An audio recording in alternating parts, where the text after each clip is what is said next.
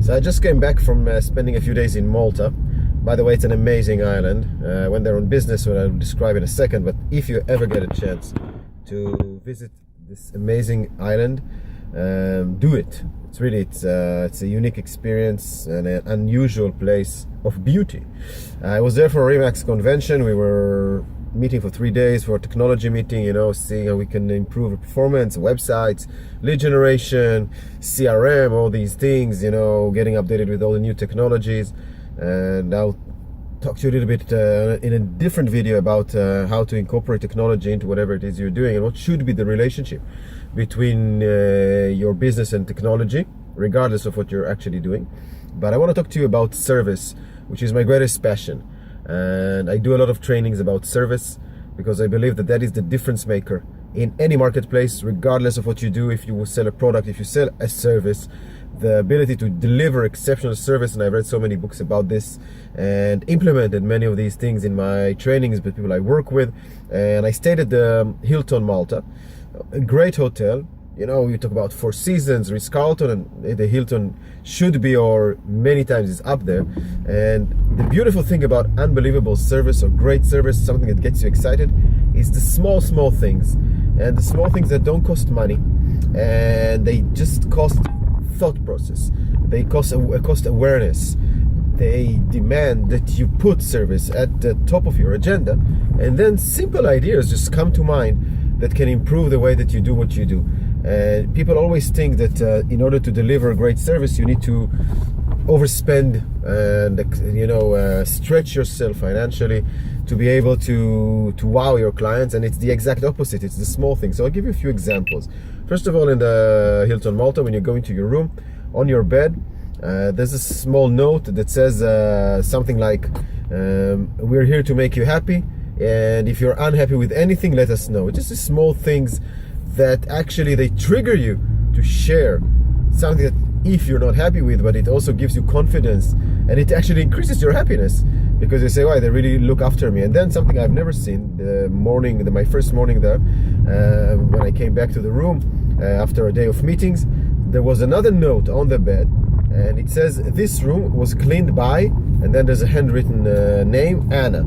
Okay, so it personalizes this anonymous service that is called house cleaning, right?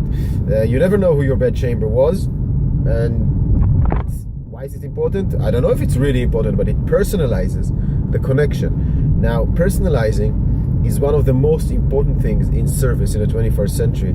The greatest companies and the smallest companies and the individuals who do business understand personalization, contacting people one-on-one, because we have so many technologies today that for mass marketing and staying in touch on a mass scale by SMSing, WhatsApping, emailing, of course, mass videos, advertising. But what people really need is they need the personal touch. They need to feel that someone is still there caring about them. And the greatest example I've heard is, if you remember when we were young, well, if I was young, I don't know when you were young, was a television show, very famous one, Little House on the Prairie. And that's, you remember that, old town, old West town, small population. And there was Mr. Olsen, Mr. and Mrs. Olsen, and their unbearable daughter, Nellie. But that's not the point. The Olsens were in charge of the local store. They used to have supplies. I don't remember if they had food or not, groceries. I remember for sure they had supplies. And back then, when we were small and cities were small, you had to know everyone. You had to know everyone by first name, by family, by likes. You had to keep stock for them. You had to remind them when something was out of stock, and maybe remind them to reorder. You couldn't survive in business without personally knowing every one of your clients. They expected it was part of the human touch. And then, we evolved, not necessarily in a good way, but we evolved, we grew bigger, cities grew bigger, people, took some distance, put some distance between them and their businesses, went to the suburbs, and everything became remote. You could call in, order in. Today you can order via internet. So it became easy for companies to put this distance between them and their customers. They didn't need to know them anymore by their first name. They didn't even need to see them. They got everything delivered to them. But in the 21st century, we understand that it's back to personalization, back to knowing people by first name. And if you remember, a few years ago, Coca-Cola had this huge campaign where they printed out first names on all their Diet Coke bottles. I think it was only Diet Coke.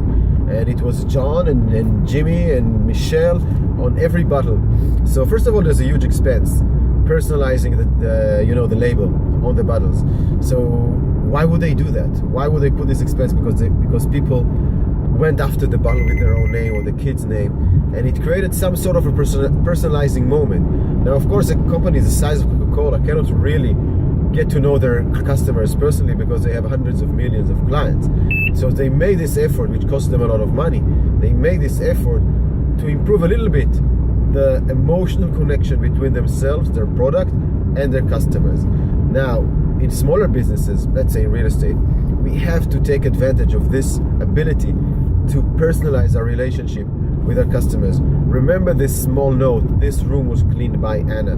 How can we put this personal touch on everything we do with our clients to show them that we remember them personally, remember their needs, their likes, their favorites, what they read, what they buy, how they vacation, small touches that we can do when we talk to them, when we send them stuff, when we want to surprise them with a gift for holidays, part of our customer service, customer maintenance service. We have so many opportunities. What I want you to do, if you watch this video, is think about one thing you can do in your business to help make your service or your product more personalized. If it's something that's handwritten, if it's a note, if it's something that you send people 1 week after they buy something, after they work with you, a phone call that you make, something that let people know that you are aware of them and you respect them as individuals and you don't take them for granted. And this could go a very long way in improving your customer relations.